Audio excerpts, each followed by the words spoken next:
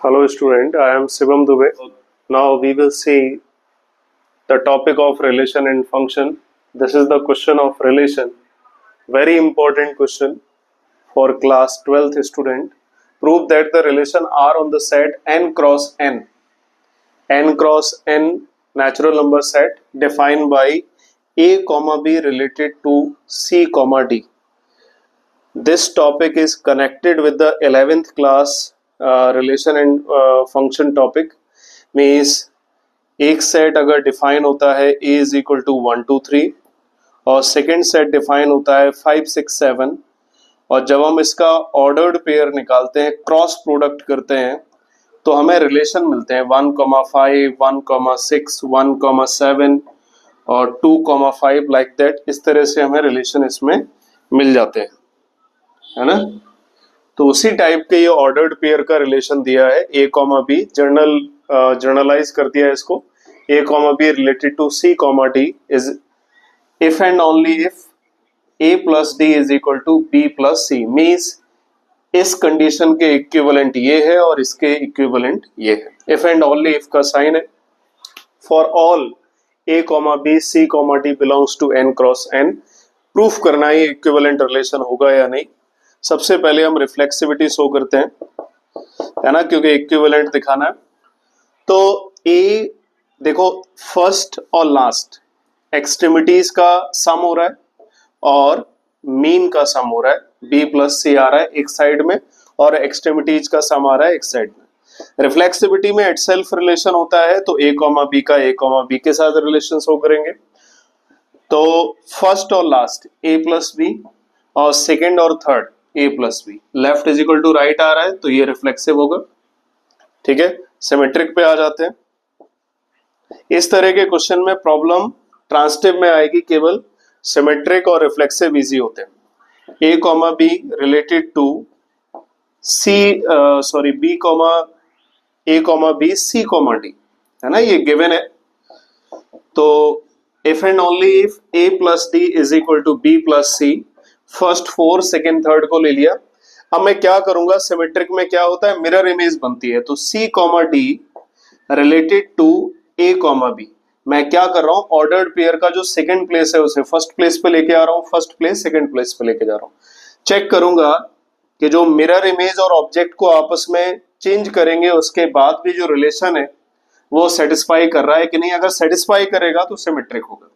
सी plus B first four को add किया, है ना, डी प्लस ए को ऐड किया तो देखो डी प्लस ए और सी प्लस बी सेम आ रहा है दोनों में ही, तो इसका मतलब ये सिमेट्रिक होगा। अब आ जाते हैं ट्रांसिटिव। एज यूजुअल जानते हो इसमें क्या है, ये गिवन था और ये हमें प्रूफ करना था। ठीक है, सेटिस्फाई कर गया, सिमेट्रिक हो गया। ट्रांसिटिव में क्या है कि दो कंडीशन हमें गिवन होती है already, A comma B C comma D, ये गिवन होगा। तो a plus D first four और सेकेंड थर्ड, इस तरह का रिलेशन डिफाइन है इक्वेशन के लिए। अब ऐसे ही मैं लूंगा a, देखो a रिलेट करता है b के साथ, b रिलेट करता है c के साथ, तो a रिलेट करना चाहिए c के साथ। वैसे ही c एक अलग से नंबर हम लेते हैं, वैसे ही a comma B C comma D दिया है, इधर मैं लेता हूं c कॉमा डी और रिलेट कराऊंगा e कॉमा f के साथ, है ना। इसको मैं ट्रांसफर कर रहा हूं e कॉमा एफ, ये अपनी तरफ से एलिमेंट लेना पड़ता है। इधर ऑर्डर्ड पेयर लेंगे, ऑर्डर्ड पेयर के लिए रिलेशन दिया है तो first fourth c plus F और d प्लस ई, फर्स्ट फोर्थ सेकेंड थर्ड। इसको मैं डालता हूं फर्स्ट इक्वेशन, इसको सेकेंड इक्वेशन। मुझे क्या चाहिए, c कॉमा डी को कट करना है, वैसे b और b को कट करना है तो a और c में रिलेशन लेके आना है। वैसे इधर ए बी और ई और एफ में रिलेशन लेके आना है, तो मुझे सी और डी को एलिमिनेट करना होगा। तो सी और डी को एलिमिनेट हम इजीली कर सकते हैं अगर इन दोनों इक्वेशन को ऐड कर देते हैं। इक्वेशन 1 प्लस 2 दोनों को ऐड किया, लेफ्ट लेफ्ट के साथ होगा A plus D plus C plus F is equal to B plus C plus D plus E. देखो सी से सी कैंसिल आउट और डी से D cancel out, A plus F is equal to B plus A आ गया। क्या मैं इसको ऐसे भी लिख सकता हूं, A comma B related to E comma F. मैं चेक कर लेता हूँ फर्स्ट फोर्थ के साथ ऐड होता है और सेकंड थर्ड के साथ ऐड होता है, वो कंडीशन को सेटिस्फाई कर रहा है। और सी और डी को, सी डी जो ऑर्डर्ड पेयर है उसको एलिमिनेट कर दिया, मतलब ये ट्रांसिटिव होगा। तो जो क्वेश्चन गिवन है वो रिफ्लेक्सिविटी, सिमेट्रिविटी और ट्रांसिटिविटी तीनों को सेटिस्फाई कर रहा है, इसका मतलब ये इक्विवेलेंस रिलेशन होगा। इस तरह से हम इस टाइप के क्वेश्चन को प्रूव करते हैं। इस टाइप का एक और क्वेश्चन लेते हैं फिर फिनिश करते हैं। Second question, let R be the relation on the set A on ordered pair of non-zero integer defined by x, y related to u, b। ये ordered pair का relation है। if I double f दिया है, मतलब ये इसके equivalent है और ये इसके इक्विवेलेंट है। इसका मतलब अगर ये गिवन है तो इसके इक्वल होगा, ये गिवन है तो इसके इक्वल होगा, if and only if है। so that R is an equivalent relation। Reflexive मैं चेक करता हूँ ये रिफ्लेक्सिव होगा कि नहीं, क्योंकि इक्विवेलेंस रिलेशन के लिए रिफ्लेक्सिव, सिमेट्रिक और ट्रांसिटिव होना जरूरी है। सिमेट्रिक के लिए सेल्फ रिलेशन है, एक्स कॉमा बाई का एक्स कॉमा बाई के साथ ही चेक करेंगे। अब इसमें क्या है, रिलेशन इस तरह से डिफाइन किया है इक्वेशन के फॉर्म में, एक्स का वी के साथ प्रोडक्ट है। मोस्टली इस तरह के ऑर्डर्ड पेयर का जो रिलेशन होता है उसमें फर्स्ट फोर्थ के साथ या सम होता है या प्रोडक्ट में आता है या डिफरेंस में आता है, सेकंड थर्ड के साथ आता है। तो फर्स्ट फोर्थ के साथ करेंगे तो एक्स का बाई के साथ प्रोडक्ट होगा फर्स्ट फोर, और सेकंड थर्ड के साथ तो इधर से भी एक्स और बाई आ रहा है, मतलब ये रिफ्लेक्सिव होगा। सिमेट्रिक पे आ जाते हैं। सिमेट्रिक में X comma by related to U comma B ये गिवन है और इसके करस्पॉन्डिंग इक्वेशन डिफाइन है रिलेशन में एक्स वी फर्स्ट फोर और सेकंड थर्ड यू बाई। इसको मैं डाल देता हूँ इक्वेशन फर्स्ट, ये गिवन है। इसकी हेल्प से हमें सिमेट्रिविटी शो करना है। इसका मतलब है ए कॉमा बी है तो बी कॉमा ए होना चाहिए। ए बी के साथ रिलेट कर रहा है तो बी ए के साथ रिलेट करे। एक्स बाई यूवी के साथ रिलेट कर रहा है तो यूवी एक्स बाई के साथ भी रिलेट करना चाहिए। चेक कर लेता हूँ, फर्स्ट फोर्थ के साथ प्रोडक्ट होता है यू बाई और वी एक्स। क्या यही आ रहा है, देखो एक्स भी है, इधर भी एक्स भी है, यू बाई है, इधर भी यू बाई है, मतलब ये सेटिस्फाई कर रहा है। Both are equal, both equation are satisfied to each other, इसका मतलब ये सिमेट्रिक होगा। ट्रांसिटिव पे आ जाते हैं। ट्रांसिटिव में क्या है, फर्स्ट टू गिवन होता है X comma by related to U comma B, मतलब first four X V is equal to U by, ये ऑलरेडी हमें गिवन है, फर्स्ट गिवन है। और फिर फर्स्ट ए बी के साथ रिलेशन, बी सी के साथ, तो ए सी के साथ रिलेशन होना चाहिए, ये प्रूफ करना होता है। यू कॉमा बी का रिलेट कराएंगे डब्ल्यू और एक्स के साथ। एम और एन ले लेता हूँ, ज्यादा इजी रहेगा, है ना। और कुछ भी ले सकते हो, कोई प्रॉब्लम नहीं है उसमें।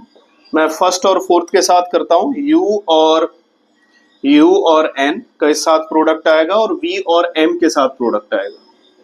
ठीक है, जैसे मैं हर क्वेश्चन में बताता हूँ वैसे फिर से बता रहा हूँ। अगर ए बी के साथ रिलेट करेगा, बी ए के साथ रिलेट करेगा, तो इन दोनों की हेल्प से यूज करके ए सी के साथ रिलेशन आना चाहिए। वैसे ये दोनों सेम है तो ये दोनों रिलेशन में आने चाहिए। मतलब यू और वी को हमें एलिमिनेट करना है, यू और वी को एलिमिनेट करना है। तो ऐसा करता हूं, मैं दोनों इक्वेशन का प्रोडक्ट कर लेता हूं। तो लेफ्ट के साथ मल्टीप्लाई होगा और राइट के साथ मल्टीप्लाई करेगा, तो वी और यू ये कट हो गया, X N is equal to M by आ गया। दैट इज, क्या मैं चेक करता हूं क्या फर्स्ट और थर्ड के साथ रिलेशन आया है, X comma by related to M comma N. First fourth के साथ मल्टीप्लाई करके देखो, एक्स इंटू एन आ रहा है, सेकेंड थर्ड के साथ बाई इंटू एम आ रहा है। इसका मतलब ये रिफ्लेक्सिव, सिमेट्रिक और ट्रांसिटिव तीनों होगा, मतलब इक्विवेलेंस रिलेशन है। एक दो एमसीक्यू के और क्वेश्चन देखते हैं फिर खत्म करते हैं। Question number third, consider the non empty set consisting of children in a family and a relation R defined as A related to B. If A is brother of B, then R is, R means relation क्या होगा। तो relation वाले जो family वाले questions होते हैं उसमें equivalence relation हो ऐसी पॉसिबिलिटी बहुत ही कम रहती है। अब इसमें क्या बोला है, A is brother of B। थोड़ा लॉजिकली समझना, A is brother of B, अगर रिफ्लेक्सिविटी होती है तो वो इटसेल्फ रिलेशन होता है। क्या A is brother of A होगा? क्या खुद खुद को ब्रदर हो सकता है? नहीं हो सकता। इसका मतलब रिफ्लेक्सिव ये नहीं होगा, रिफ्लेक्सिव नहीं होगा, है ना, रिफ्लेक्सिव नॉट। क्या ये सिमेट्रिक होगा? मैं चेक कर लेता हूं। ए इज ब्रदर ऑफ बी, ए जो है वो ब्रदर है किसका? बी का। तो क्या बी ए का ब्रदर हो सकता है? बिल्कुल हो सकता है। लेकिन ये भी हो सकता है कि अगर ए बॉय हो तो बी गर्ल भी हो सकती है। अगर बी गर्ल हो गई तो इसका मतलब है कि B is sister of A, ऐसा हो जाएगा। फिर बात समझ रहे हो? अगर A is brother of B, possibility ये भी है कि B is brother of A हो जाए। कब होगा? जब दोनों बॉय होंगे। अगर मान के चलो फर्स्ट बॉय हुआ और सेकंड गर्ल हुआ, तो अगर A is brother of B होगा तो क्या होगा? B is sister of A हो जाएगा। तो मैथ्स में रूल क्या होता है? एक भी कंडीशन अगर फेल होती है, रिलेशन में भी यही कंडीशन सिचुएशन सेटिस्फाई करती है। अगर एक भी कंडीशन फेल होती है तो वो रिलेशन सेटिस्फाई नहीं करता है। अगर ए ब्रदर है बी का तो बी ब्रदर का बी भी ब्रदर हो सकता है ए का, बी सिस्टर भी हो सकता है। तो इसलिए ये सिमेट्रिक नहीं होगा, नॉट सिमेट्रिक। सिमेट्रिक क्यों नहीं होगा? मैं वो कंडीशन लिख भी देता हूं। ये possibility B is sister of A, ऐसा क्वेश्चन में कहीं नहीं बोला है कि बी बॉय है या गर्ल है, तो सिचुएशन कंडीशन ये भी बन सकती है, इसलिए फेल हो जाएगा। क्या ट्रांसटिव होगा? चेक कर लेते हैं। ए इज ब्रदर ऑफ बी, ए जो है वो ब्रदर है बी का। ऐसा भी हो सकता है कि बी इज ब्रदर ऑफ सी हो, ये दोनों गिवन होगा। गिवन है तो हमें अपनी तरफ से लेना पड़ेगा, जो क्वेश्चन में डिफाइन है उसके अकॉर्डिंग लेना पड़ेगा। A is brother of B, B is brother of C. A जो है वो भाई है बी का, बी है वो सी का भाई है, तो ऑब्वियस सी बात है कि ए सी का भाई होगा, ये कंफर्म। ए बी का भाई है, इसका मतलब है ए बॉय है ना। अब बोला है कि बी भाई है तो इसका मतलब बी बॉय है ना। तो इसका मतलब है ए इज ब्रदर ऑफ सी। ए तो सी का ब्रदर होगा ही, चाहे सी बॉय हो या गर्ल हो, ये तो ब्रदर होना ही है ना, क्योंकि ए कंफर्म हो गया बॉय। क्लियर? मुझे लग रहा है समझ में आ गया होगा। ये ट्रांसटिव है, यस ट्रांसटिव होगा। तो ट्रांसटिव होगा, बाकी कुछ नहीं होगा। तो ट्रांसटिव किस में आ रहा है चेक करो। तो ट्रांसटिव केवल होगा सेकंड में आ रहा है। अब फोर्थ है, लास्ट क्वेश्चन है रिलेशन का। मैं रिलेशन कंप्लीट करा चुका हूं। नेक्स्ट क्लास में जो नेक्स्ट मेरी वीडियोस आने वाली हैं वो फंक्शन टॉपिक पे। फंक्शन टॉपिक स्टार्ट करेंगे, रिलेशन का ही सेकेंड पार्ट है, क्लास 12th में इसी चैप्टर में आता है। If a relation R on the set 1 2 3 be defined by R is equal to 1, 2, ये ऑर्डर्ड पेयर दिया है। अब देखो इसमें ये रिफ्लेक्सिव तो होगा नहीं, क्योंकि रिफ्लेक्सिव में क्या होता है? इट्स सेल्फ रिलेशन हो 1, 1, 2, 2, 3, 3, रिफ्लेक्सिव तो होगा नहीं। सिमेट्रिक में क्या होता है? 1, 2 है तो 2, 1 होना चाहिए, वो भी नहीं आ रहा है। मैं आप लोगों के लिए क्वेश्चन छोड़ रहा हूं और मुझे कमेंट बॉक्स में बताओ कि इसमें से कौन सा ऑप्शन करेक्ट होगा, क्योंकि पूरा टॉपिक खत्म हो चुका है। तो ये आंसर बहुत इजी क्वेश्चन है, आराम से इसका आंसर दे सकते हो। Okay, thank you.